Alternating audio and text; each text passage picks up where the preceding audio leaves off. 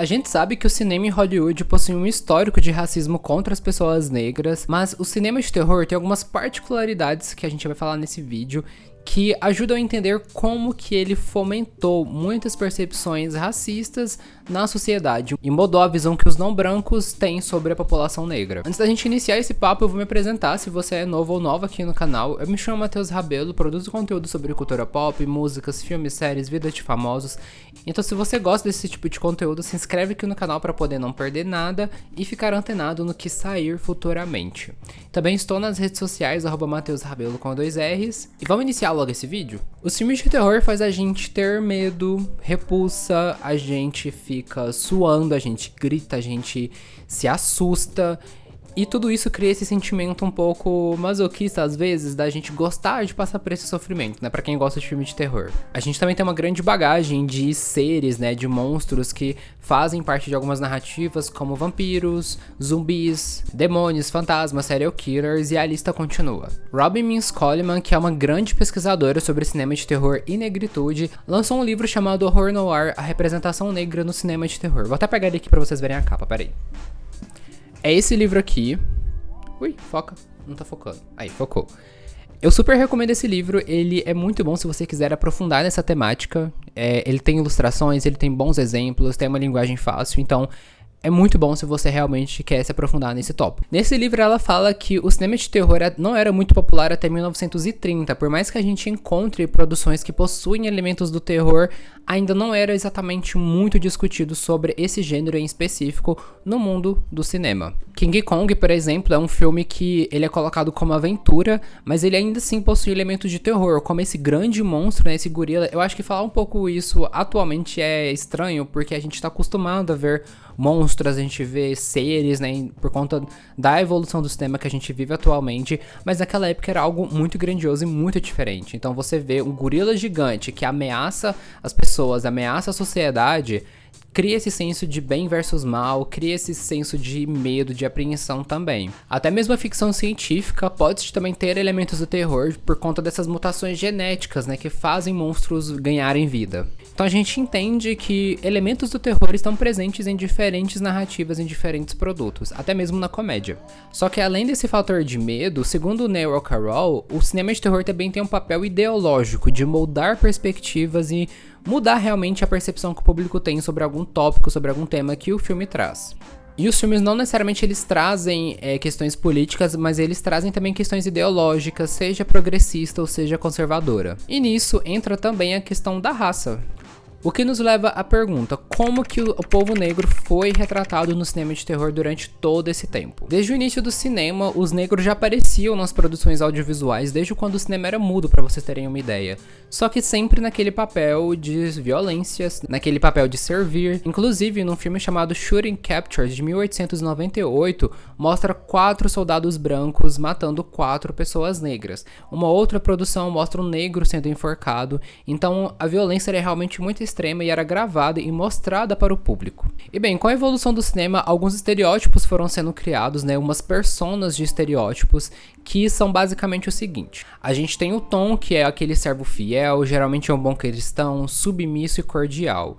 Ele é mais dócil e obediente, que gosta de pessoas brancas. Já o Kun, ele é preguiçoso, ele é, digamos, não necessariamente humano, ele carrega aquele estereótipo de comedor de melancia e de galinha. Já o mulato é essa figura que representa a vivência da birracialidade, né, que é aquela pessoa que é fruto de uma miscigenação e ele sofre com isso para poder entender em que mundo que ele se encaixa. Já a Mami, eu acho que talvez pode ser uma das figuras mais conhecidas, é aquela mulher negra que geralmente é uma empregada ou serva, que ela pode ser colocada como gorda ou mais rabugenta, tem um lenço na cabeça, e ela tá sempre ali servindo a casa dos brancos, sendo essa protetora, e por vezes também defende a escravidão. Já o Buck, ele é colocado como essa besta assustadora, animalesca, que procura pessoas brancas, especificamente mulheres brancas, tem esse desejo pela figura feminina branca. E essa figura nasceu, digamos assim, em um dos principais filmes que foi um desserviço completo para a comunidade negra, que é O Nascimento de uma Nação, lançado em 1915 por Griffin.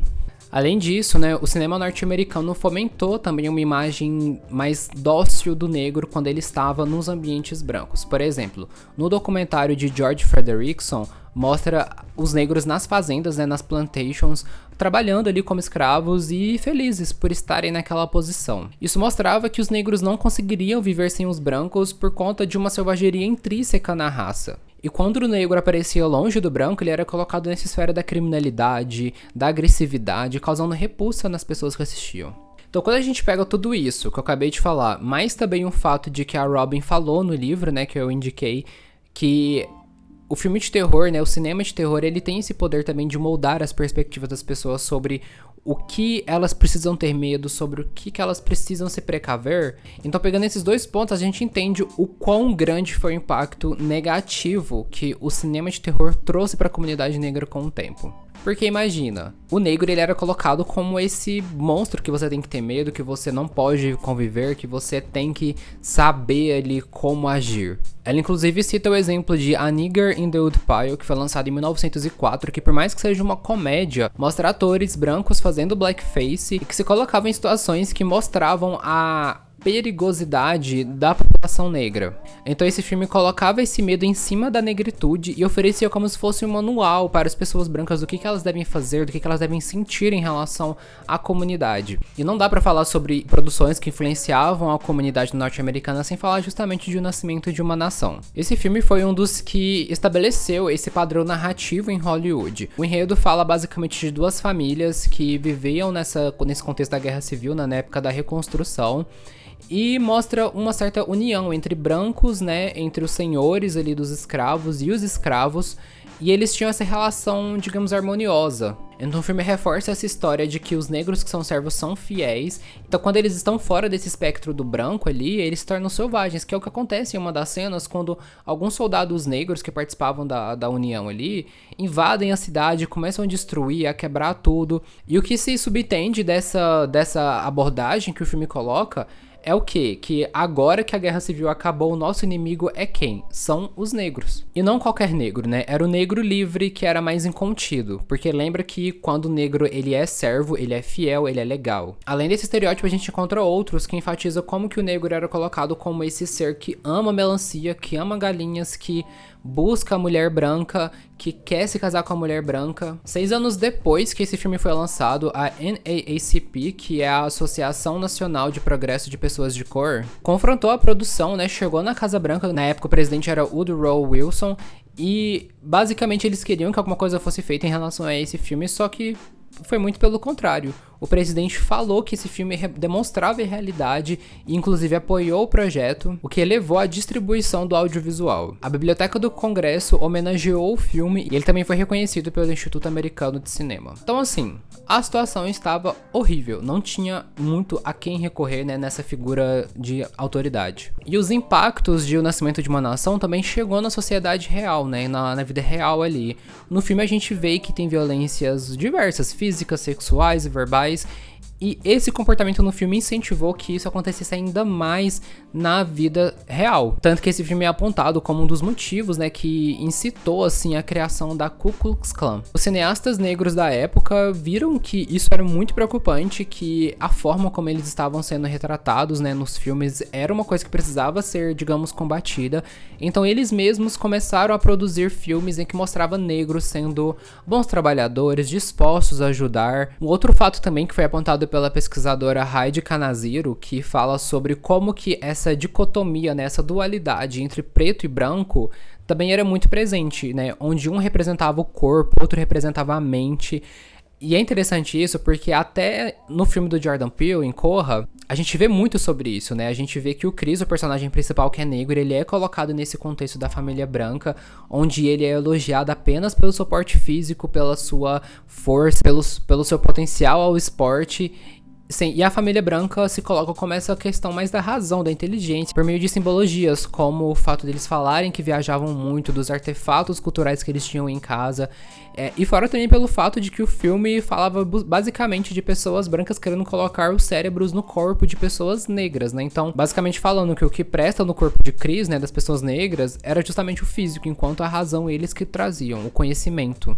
E bem, tendo em vista tudo isso, Robin, no livro, ela faz uma distinção entre filmes de terror de negros e filmes de terror com negros. Filmes de terror com negros são aqueles que mostram o monstro, né, como aquele outro ser racial, que faz com que ele seja lembrado por hábitos e comportamentos estranhos e diferentes da população branca. Isso foi um grande tópico, assim, durante o século XX, né, nas produções que surgiram no século XX. Já os filmes negros de terror, eles trazem essa parte do medo ainda, do monstro, só que além disso eles colocam a identidade racial como algo que movimenta a narrativa, né, seja no ponto de vista narrativo mesmo, seja na questão ideológica, política. A autora até cita o filme Um Vampiro no Brooklyn, porque ele foi escrito por Ed e Charlie Murphy, junto com Vernon Lynch, e contou com vários atores negros na composição do filme, como Angela Bassett, Alan Payne e outros. Em 1930, o blackface pode ter diminuído, sim, a quantidade de aparições em filmes, mas isso não significava que houvesse um aumento de pessoas negras em filme. Muito pelo contrário, ainda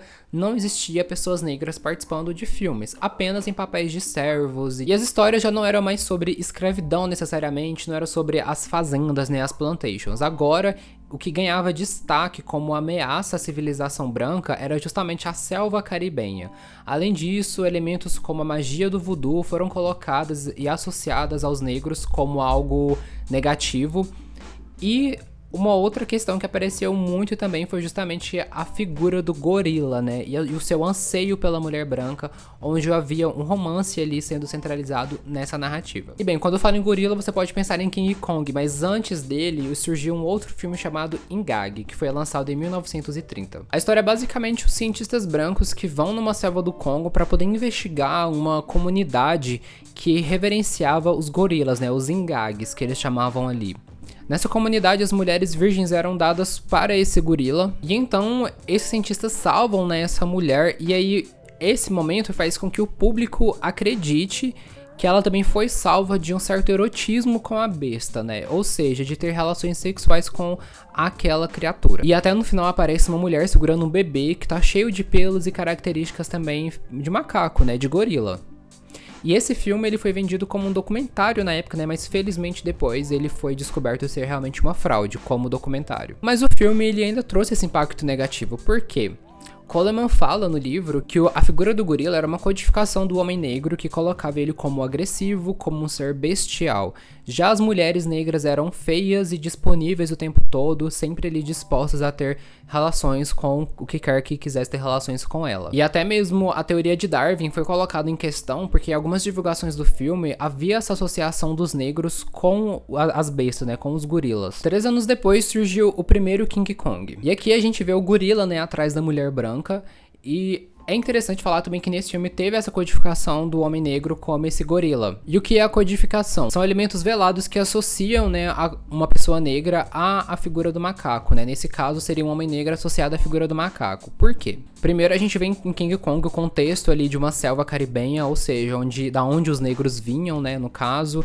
A gente vê elementos musicais tribais também, né, os tambores. A gente vê elementos também que associavam a religião africana aos gorilas também. Todos os elementos ali faziam com que as pessoas acreditassem que o gorila e o negro era quase a mesma coisa, justamente porque os contextos que eles poderiam estar, né, segundo os brancos, eram os mesmos. No filme também a narrativa são esses cientistas brancos que vão para a selva e encontram essa comunidade de pessoas que adoram esse gorila e também oferecem mulheres virgens para, né, ele.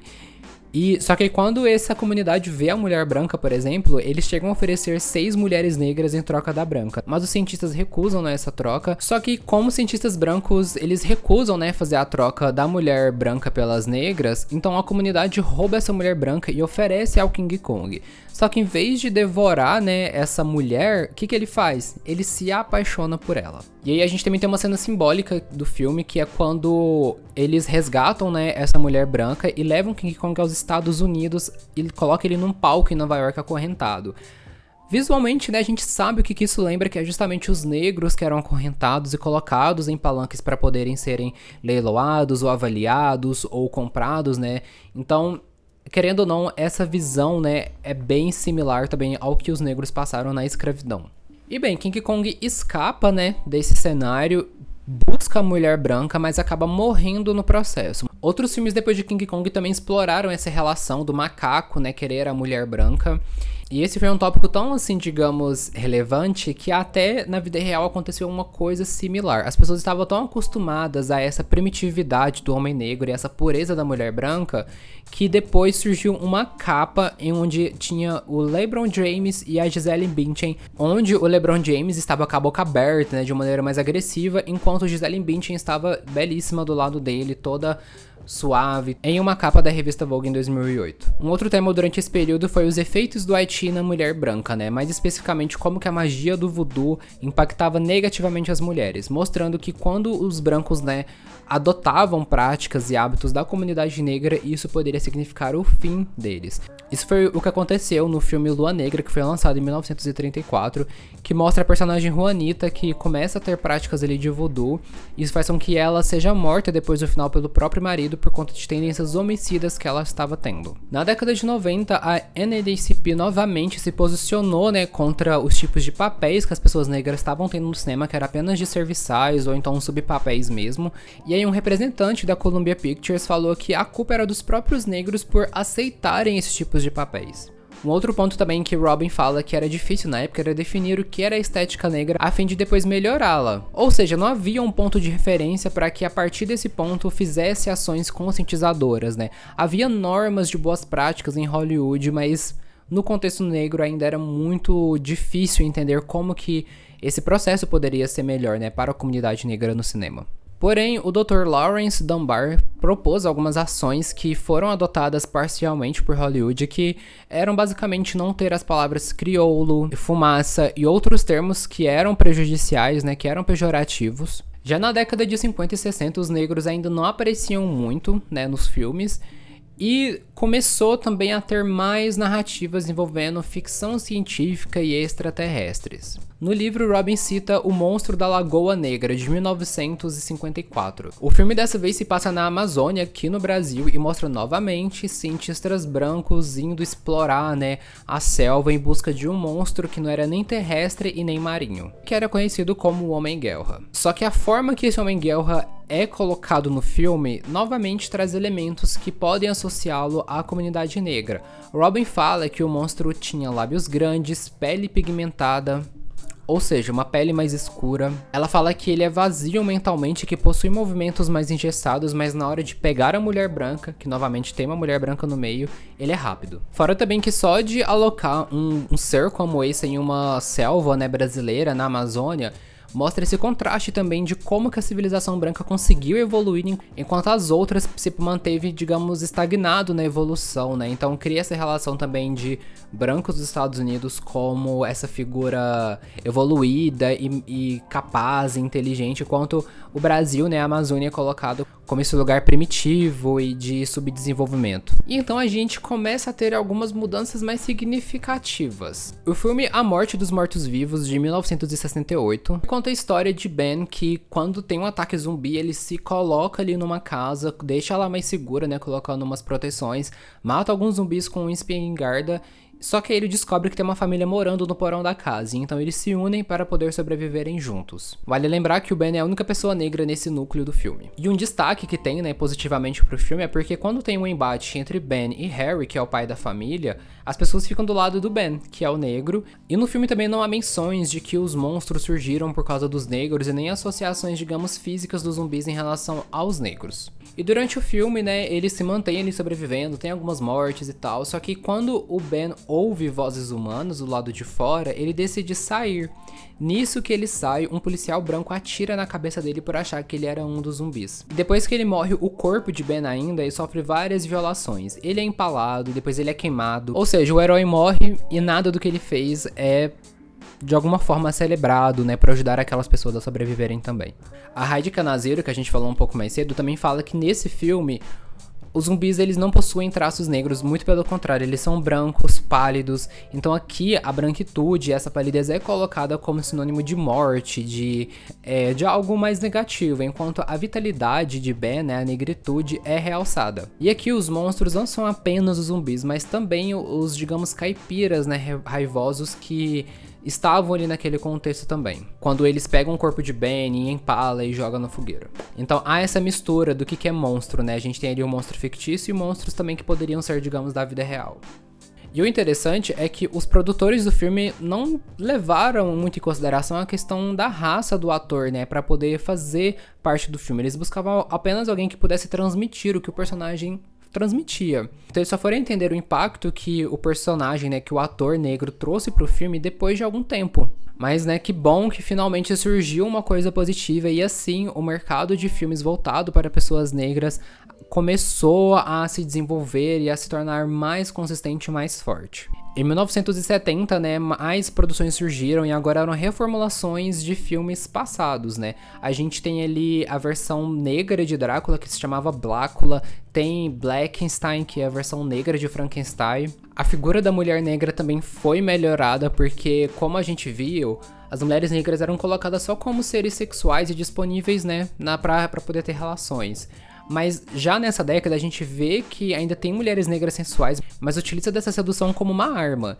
E aqui também ela fala que, diferente das mulheres brancas que apenas derrotavam o monstro e tava tudo certo, tudo finalizado, as mulheres negras elas não lutavam apenas contra o monstro, mas também contra o racismo. Então era uma luta que continuava mesmo depois do final feliz. Então aqui a gente vê como que o terror ele se moldou, né, e nas mãos da própria população negra começou também a ser uma forma de, digamos, lutar de volta, de ressignificar alguns elementos que foram atribuídos à comunidade. Na década de 80, as coisas mudaram um pouco na questão geográfica mesmo dos Estados Unidos. Os centros que antes possuíam mais pessoas brancas começaram a receber mais pessoas negras e isso causou o êxodo branco, né? As pessoas brancas que moravam nos centros foram para os subúrbios, porque agora, devido a ter pessoas negras, o centro era um lugar de criminalidade, né, dos famosos guetos. E isso também foi levado para o cinema, né? A gente vê mais produções colocando o centro como esse lugar mais hostil e mais selvagem. E por mais que os centros estavam mais preenchidos com pessoas negras, nas produções de filme a gente não via isso, muito pelo contrário. Agora os negros eram, digamos, duplas de pessoas brancas nos filmes e não havia mais pessoas negras nos filmes. Ou seja, mostrava um isolamento da pessoa negra com a sua própria comunidade. Tanto que essa fórmula de uma dupla de um negro e um branco aconteceu em vários outros filmes também. Já na década de 90 a gente vê mais produções, digamos, começando a trazer mais representatividade positiva, como em Candyman. Em Candyman, por exemplo, a gente tende a ficar mais do lado do monstro, né, e não da mulher branca. E geralmente os negros não morriam mais no início do filme, como sempre era, mas agora nem sequer poderiam morrer.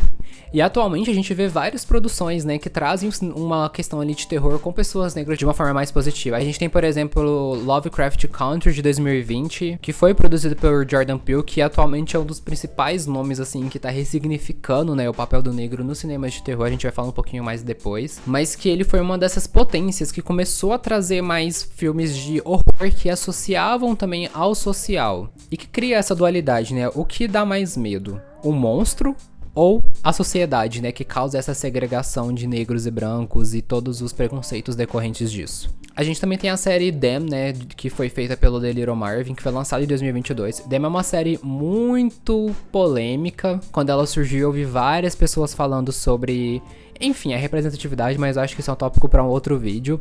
Mas na série também a gente vê uma família negra indo para um bairro branco e aí tem questões sobrenaturais ali que faz a gente ter certo medo, mas ao mesmo tempo a gente tem muito medo do bairro branco, das pessoas que moram ali, porque eles também são muito hostis e violentos com a família. E eu acho que um dos maiores marcos atuais, assim, de cinema negro de terror, né, que tem um impacto muito positivo é justamente Corra. Eu vou fazer só um resumo sobre por que Corra é tão significativa, mas se vocês quiserem um vídeo mais aprofundado, né, que aborde algumas questões mais visuais, trechos do filme, uma análise mesmo, eu posso fazer. Mas pra esse vídeo, pra ele também não ficar muito longo, eu vou fazer de uma forma mais resumida. No início de Corra, por exemplo, a gente vê esse personagem negro no subúrbio, né, E ele tá no telefone falando que, você sabe o que eles fazem com a gente aqui, né? Demonstrando um certo tipo de medo. E é interessante porque, como eu falei, o centro começou a ser o lugar dos negros e o subúrbio o local dos brancos. E os filmes colocavam o centro como esse lugar de perigo. Só que quando a gente troca a perspectiva, colocando o negro como principal, a gente entende que o subúrbio é o lugar do medo, né? É o lugar onde ele pode sofrer essa violência. E quando ele fala, você sabe o que eles fazem com a gente, cria esse senso de comunidade. Então, até mesmo essa questão do isolamento, né, que a gente vê nos filmes anteriores, aqui Jordan Peele tenta ressignificar por meio de elementos, seja mais simples ou mais complexos, como que a comunidade negra, querendo ou não, ela tá associada, né? Ela tem vivências compartilhadas. O próprio personagem principal, o Chris, ele também no início do filme tem algumas fotografias sobre vivências mesmo que ele teve, e especificamente no centro. A gente vê questões ali que mostram que ele tem essa consciência cultural, e que ao mesmo tempo o personagem ressignifica, né, o centro urbano como algo um pouco mais positivo, que tem mais cultura, que também é um lugar onde existem pessoas boas. Até a trilha sonora, né, do filme é interessante porque a gente via antigamente como que os sons de tambores e eram colocados como essa atmosfera mística, caribenha e selvagem. Aqui Jordan Peele também utiliza esse instrumental preenchido de tambores e uma cantiga em Swahili, né, que é uma língua do continente africano. Só que a letra da música fala mais sobre ancestralidade. Então aqui a gente entende que a música não é colocada como uma coisa para poder distinguir, né, a comunidade negra. Muito pelo contrário, ela é colocada para poder mostrar ancestralidade e conexão da diáspora com a África. Diáspora, pra quem não sabe, é todas essas pessoas negras que cresceram longe da África, né? A comunidade negra longe da África, que ficaram longe justamente por conta do processo colonialista e escravagista. Aqui a gente também tem esse cientista explorador, né? Que é o pai da namorada de Chris no filme. E a gente viu, né, que em King Kong e em Gagan, os cientistas exploradores é esses que levam a salvação e o conhecimento para aquela comunidade, né? Mas aqui, o cientista explorador é justamente um monstro, né? É interessante pensar isso, porque é ele que faz a operação no cérebro tenta, né, fazer a operação no cérebro do Chris no final. E essa falsa admiração que ele tem pela cultura, né, que ele demonstra durante o filme, porque ele tem vários artefatos de diferentes culturas, é mais um racismo que beira o fetiche, né, também. Um fetiche que eu falo também, porque quando ele vai elogiar a Chris, ele e a família dele, né, elogiam os atributos físicos, o porte de Chris, uma coisa bem assim, avaliando, como se fosse naquele cenário que a gente viu, por exemplo, em King Kong, que mostra o King Kong acorrentado, e que faz a gente lembrar do quê? Da época da escravidão. Logo também, quando a gente vê esses elogios muito físicos e associando o Chris a essa questão mais, né, do corpo, faz a gente também resgatar essa memória de quando os brancos avaliavam os negros na hora de comprar. Só que o Jordan, ele faz um trabalho incrível em também humanizar esse homem negro. O homem negro, como a gente vê, ele é colocado várias vezes como esse ser bestial, né, uma coisa mais selvagem. Mas Chris, ele é muito sensível, ele tem desejos, ele tem esse olhar artístico, né, por meio da fotografia. E tudo isso faz a gente torcer por ele. Isso eu acho que é o mais incrível que o Jordan faz nesse filme. Faz a gente torcer por ele e querer que o negro saia vivo, né? Que o negro consiga superar os brancos naquele contexto. Então isso é incrível. E no final também, quem salva o negro não é um herói branco, né? Que surge e tem essa essência de salvador. Quem salva o Chris é o amigo negro dele, o Rod. E eu acho que também um dos pontos principais do filme é como que o Jordan trabalha a figura da feminilidade branca. Chris namora Rose, né, que é uma personagem mulher branca. E a gente vê na história que a mulher branca é sempre o alvo de desejo do homem. Mas aqui a gente entende que é o inverso, né, necessariamente. Porque no final, quando Rose tá no quarto dela, a gente vê várias fotografias e várias imagens de homens negros que ela já trouxe pra casa dela pra poder passar pelo processo que a família dela faz.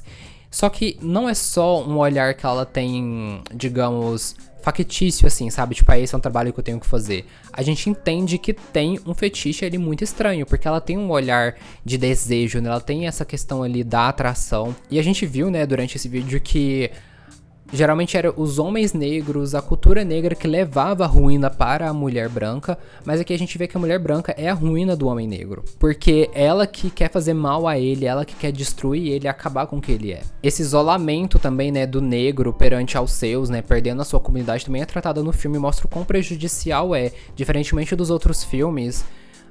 o isolamento do negro da sua própria comunidade era algo positivo, porque mostrava um certo tipo de elevação ética, intelectual.